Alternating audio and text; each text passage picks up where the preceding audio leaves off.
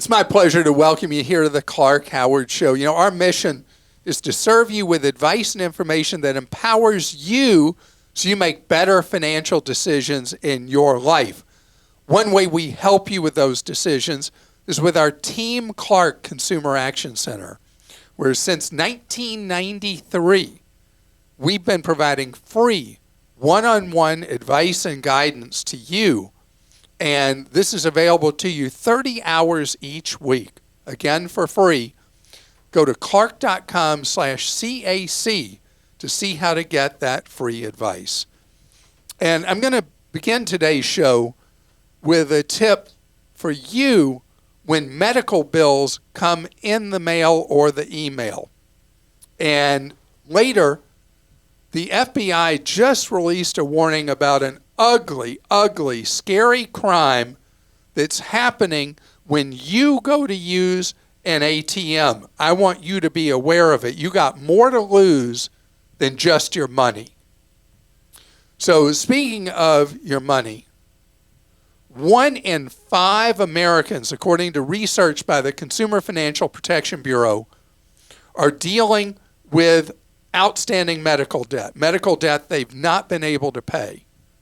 1 in 5 of us. And medical is such a roulette because, I mean, what else do you do in your life where you don't know what you're paying till after you've received a service? Crazy, isn't it? Just absolutely crazy. And so you and I face a challenge because we can't say, well, they didn't do this, that, or the other to us unless they didn't. It was a riddle. But the bill that we got, how accurate it is that bill? Well, so often there are inaccuracies on bills. And a researcher at University of Southern California did research on medical bills and found that if you had a bill that you could not afford, 3/4 of the time,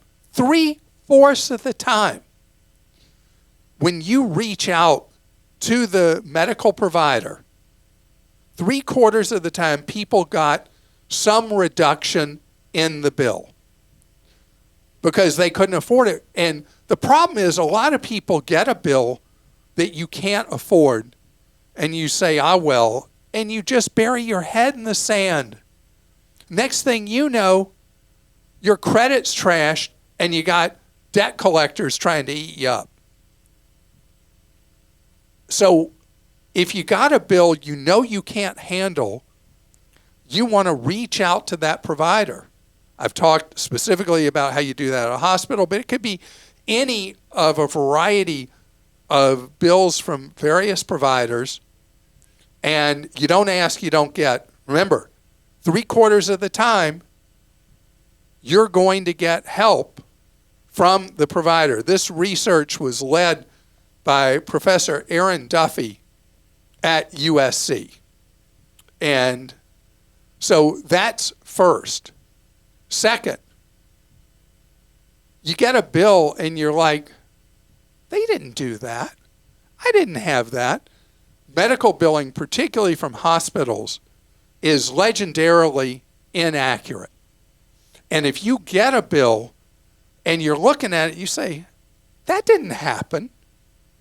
So again, you contact the medical provider about something you think is inaccurate. What percent of the time do people get the bill corrected? 10%? 5%? 20%? No. Again, 3/4 of the time. Because let me tell you a little secret. The people in medicine know that they're clueless about the bills they send you, and that it's very common that the bills are going to be wrong with things on there you're not supposed to pay. So why would you pay for something you didn't actually receive? You go to a restaurant and they show on your bill, go to a white tablecloth restaurant, and they show on your bill that you had a bottle of wine you didn't have. What are you going to do? Well, me first, when I see the price of the bottle of wine, I keel over. But I'm then going to say, hey, I didn't order this bottle of wine. Or whatever it is. And I go through a bill at a restaurant, and hopefully you do too, like a fine-tooth comb. I go through the whole thing. I say, did I really do that? You're laughing at me. I'm so bad Why at that. Why are you laughing No, at I'm me? laughing at myself because I'm terrible. Like, I will just give them my credit card when they bring it, especially if I'm in a rush. I just give them the credit card and You're killing me. I mean, I'll look at later when I sign it, but sometimes when you have to, I know. I got to be better about that. So this stat also from the USC thing, Christa, I don't understand the difference between these two, but almost 2/3 of people who negotiated a bill got the bill dropped in price. So I'm trying to figure out the difference between that and the 3/4 of people who got financial relief. I guess the difference could be that some of the people got a payment plan or something like that, but not a reduction in the bill. But nearly 2/3 of people get a reduction in the bill just by saying, I don't have the money. What can we do here? And they get the bill reduced. And Christa, you need to promise me that you're going to start looking at those restaurant receipts. I promise. And, when I leave the supermarket and I don't have self-checkout, I always prefer self-checkout in any store because I can see, and I go slowly and I make sure that every item rang up right. But when I go through a checkout line with a human in a supermarket, I don't leave the store till I've gone through my whole receipt. Because you'll find sometimes something will have been punched in more than once or something wasn't punched in at all. And it is the most fun thing. It is the most fun thing when you say, I'm sorry, you didn't charge me for this or that. People look at you like you're crazy. But I don't want to have ill-gotten gains. I don't want to have something that I'm not supposed to have either. All right, we'll go to some questions. Jonathan in Florida wrote in with this. I always shop my services, internet, insurance, cell phone, etc. I recently switched from Spectrum to AT&T. I'm used to the normal cancellation process via phone. Not 1 week later, I had a guy knock on my door and offer for me to come back to Spectrum for $19.99 a month, taxes included, for a 2-year agreement. Wait. Instead of having a retention specialist in a call center, somebody came, knocked on the door, and offered a comeback special?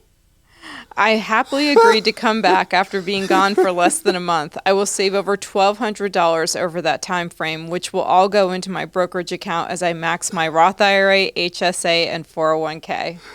Wow, that would creep me out to have somebody from the cable monster come and knock on the door. Yeah. But all that money you're saving, it's so funny because it is an article of modern American capitalism that loyalty is punished, disloyalty is rewarded.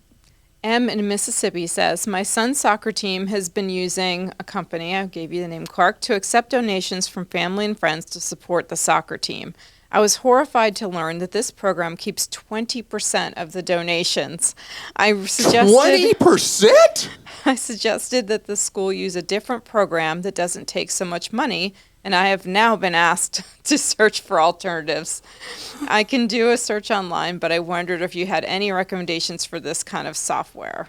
20%.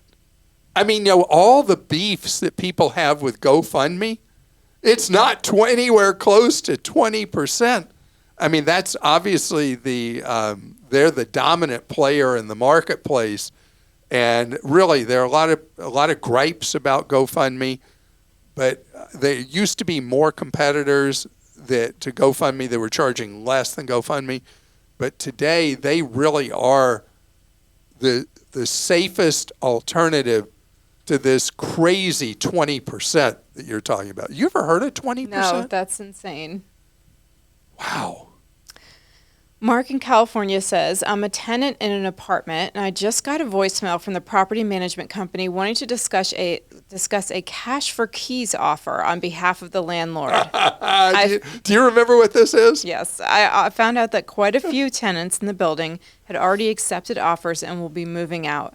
I gathered in my research that this is a polarizing topic and seems to be a way to buy out current tenants so the landlords can up the rent to new tenants.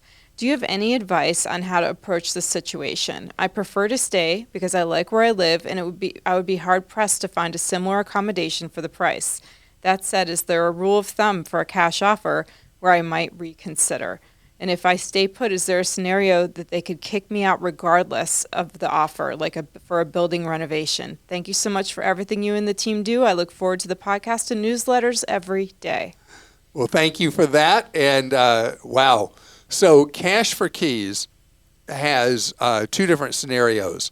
One is where you're being offered cash to vacate an apartment in rent-controlled communities, either states that have rent control. Most often rent control will be a localized kind of thing. And so the landlord could be trying to get tenants out for one of two scenarios. One is they're trying to do a conversion of the building into condominium, which is not happening that much right now because of the affordability issues for people buying condos. So it's likely that this is a procedure in order to be able to get that out from under rent control and charge a much higher rent at market rent to someone today. The longer someone's been in, and depending on the jurisdiction, the rent control, the better an offer they make cash for keys. So how much money would it take? Think of it this way. If you would go out and you'd shop the market and see what rent would cost somewhere else, if the cash that they would offer you would evaporate in, I would say, less than 2 years, then there's no way it makes sense for you to take the cash for keys and go out in the marketplace. On the other hand, if they're offering enough cash that you could get years and years and years of return on that money, even paying higher rent somewhere else, then I think it would be worth it. Are they going to come up with some other strategy to force you out at some point? It is possible. I don't know what that would be. David in Virginia says, Clark, I work for the federal government. My job, along with other feds, allows me to work 6:30 a.m. to 3 p.m. Getting out of work early allows for federal employees to go and ref sports. In addition to season games, there are off-season games. Lacrosse is a spring sport, but I have refed off-season leagues and tournaments in the summer and fall, and in the winter there are indoor leagues. For September through February, I've had years where I made $150 to $200 every Sunday morning reffing. I get more enjoyment with reffing than watching pro football. Have you known others who did reffing as a side job? Oh, yeah. And there are people who are constitutionally made to be referees, meant to be refs, and then there are people who would be terrible at it, like me. I would be like the worst ref ever. Yeah, if you think about it, you're doing something that obviously you love, that you're doing off season, you're doing indoor, you're doing outdoor. I mean, you love doing this. So the money is fantastic that it's coming in, and you're enjoying it. This is great. This is a great idea for other people, but I would never do it. Ultimate side gig. And you know the coolest thing, living in Virginia, the traffic you would have if you were working regular hours at work, being able to work, 6:30 to 3 or 6 to 3:30, whatever. Oh, man, you have so many hours back in your life not having to deal with the traffic that federal I wouldn't want to deal employees- with parents if I were roughing, if it's kids. Parents are always the problem, right? Not the kids. It's abuse. Yeah. Parents, remember, tough job being a ref. Leave them alone. Not for you to yell at them. Anyway. But thanks for the idea for others, David. Absolutely. Love it. Coming ahead, I'm going to tell you something I don't love. That's people facing danger, injury, or worse from the simple act of going to an ATM. I hate to say something that makes you paranoid. In this case, I got to do it. There is a fast-growing crime from criminal rings around the country that is such a weird thing to be a fast-growing area of crime. But the FBI has put out an alert that they want the word spread because this crime is spreading like wildfire across the United States. It started in the Mid-Atlantic region, and criminal gangs are scoping out ATMs, which is weird because the number of ATMs in the country is way down. The use of ATMs way down because so little is done in cash anymore compared to what used to be. People paying with plastic of all kinds, paying with phones, paying with watches, all of that. But there's still residual use of ATMs. And so what these criminal rings do is they look for ATMs where people are putting themselves in a particularly isolated situation. And then either they will immediately come upon you, rob you of the cash, at gunpoint require the release of your ATM code, and grab whatever you got, credit cards, debit cards, cash in your wallet, everything, and then they're off. But what makes what's known as jugging even more scary than this is if you go directly home from the ATM, instead of striking there, they're scoping, and then they're following you home. Usually people are going to be driving from the ATM, and they follow you to your house, and then that's where the real danger starts. Because they rob you, they home invade, steal what they can from the house, and a lot of the violence is happening there. So I know this is freaking you out talking about it. Good news, generally, crime is significantly down around the country from the horrible spikes in 20 and 21. But this is a crime that is increasing right now, and one you've really got to be aware about. The FBI's first thing, be aware of your surroundings. Well, I mean, that's obviously common sense. That before you, if you have to get out of your car to go to a physical ATM, even if you're in an ATM drive-through, you want to see what's around you. You want to see what your escapability is. How much are you in danger? If nobody else is around, should you be going to that ATM? Should you be withdrawing from it? You really got to think it through.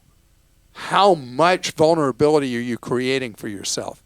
When you leave an ATM and you're driving, let's say you are driving home, you want to really be looking to see if there's feels like a car, SUV, whatever, is following you as you go on your drive. You take a left, they take a left. You take a right, they're taking a right. That's a tip-off. So then where do you drive to? You drive to a police station. You drive to the police station. And then those people following you decide, you're not worth it. They're done with you because you made them out. Another thing the FBI says is don't go straight home after you've been to an ATM. You don't want them knowing where you live and following you. And I'm just curious, Christa, how often do you in a year go to an ATM? I would guess maybe like 8 times at the Oh, most. you go that often? I mean, maybe. Yeah. I mean, the number of times maybe people 5 go, or 6. I don't know. I mean, it's so rare now. But the other thing is you may be able to get cash back at a retail store. Target does this, and under certain circumstances, you have the red card. I think you can get cash back. It's a debit, yeah.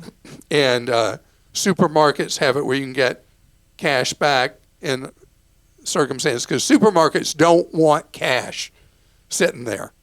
And by the way, some point, people who may have seen our videos on social media about the trip that my wife and I were on to England recently. So this is the craziest thing. I would say that 75% of the places we went to do not accept cash. Mm-hmm. They are way ahead of us in nobody using cash. And as I do normally, I after I landed, I got pounds out of an ATM. Do you know the entire time we were there, I used only $13 equivalent of cash. Nobody wanted cash. Mm. All right, we'll go to some questions. John in North Carolina says, my elderly relative was a victim of check washing on a credit card check she wrote for a balance transfer. The handwriting on the payee section is obviously tampered with. The credit card company is saying they have no liability and she's on the hook for $3,000. I filed a police report and reported it to the CFPB with no results. Help, Clark. What should I do now? Okay, there's several things here. If your relative noticed, the general provisions, there are state statutes about this generally around the country. You have to notice within 30 days. If your elderly relative did notice within 30 days, you want to talk to the state banking department and find out what the law and regulations in your elderly relative's state require in the event of a check wash. And there's a procedure in banking where the issuing institution or the receiving institution, depending on circumstances, is responsible for restoring the funds, again, as a general rule within 30 days. I don't know if there's some other circumstance where they're saying, oh, we're not responsible in this case. But as a general rule, a consumer who notices that a check has been washed early does not have liability or responsibility. On TV, we had a case recently with someone who had a check wash that they had sent, but they did not notice for how many months? 5. And so that's how I knew about this 30-day provision. A lot of things in banking are 60 days. You have that period of time. When it involves check washing, most often it'll be 30. But John, definitely start with the department, the state banking department in your elderly relative state. And let's see where that takes you on next steps. And I'm very surprised that you filed a complaint at consumerfinance.gov and heard nothing. That's very weird. Mm-hmm. Maybe also contact a local TV station if your aunt's in the same place that you are. That might help. That's always a great idea. Joe in Washington says, Clark, you have 2 good articles on Clark.com on why not to co-sign. How does a parent deal with funding their students' college without co-signing their student loans? I get it that co-signing for your students' loans is a bad thing, but if we don't co-sign, then they won't get the private or public student loan. Yes, they should only apply to schools we can afford, but if the school is $30,000 and the student needs the money, how do they pay without a co-signer?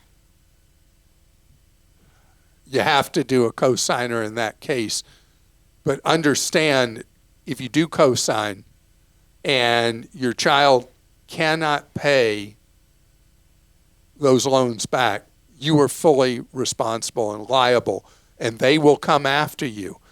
And you need to, after your child finishes school, you need to say, it's really, really important these get paid on time. If you cannot make a payment, you please contact us. Because what happens in these co-signing things, as you would have read on our articles about why I hate co-signing, is it's an ugly twofer that happens so often.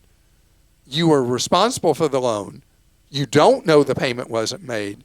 And your credit is trashed along with your, in this case with a student loan, your kid's credit being trashed. So that's why after you co-sign, you know you are married to that loan going forward, even if your child is a really responsible adult after finishing school and makes payments, they could lose a job, they could have a personal circumstance, and they just don't get around to telling you that the loan payment wasn't made. It's a bad letter to get in the mail or a bad phone call from a collector. Emily in Colorado says, I have a 3-year-old son, and I'm wondering about making him an authorized user on one of my credit cards now, so by the time he opens his first line of credit, he will have a 15-year credit history. If I have a credit freeze in place, am I able to do this? What about if I'm going to be applying for a mortgage in the next 6 months? Thanks for all you do. I love listening to you every day. So, 3. I love it. So now a lot of credit card companies no longer allow you to make somebody an authorized user to sometime typically 13, 14, somewhere in there, 15, because they are worried about having a really young kid with an authorized user card.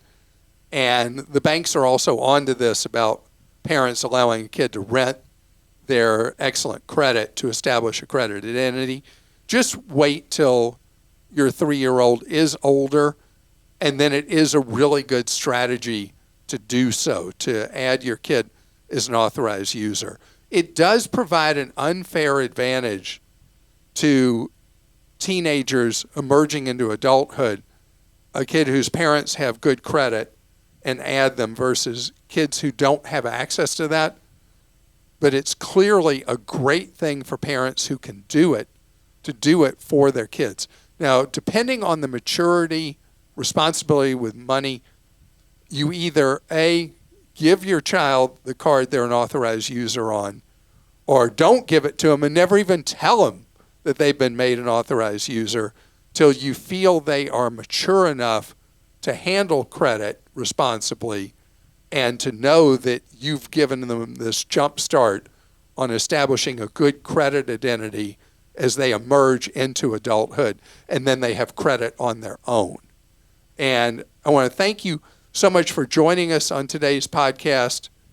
Everything is about your empowerment with your wallet. And know that if you're in a tough situation, you don't know what to do, how to fix it, where to turn, that's why we have the Team Clark Consumer Action Center serving you for free 30 hours each week with one-on-one advice and guidance.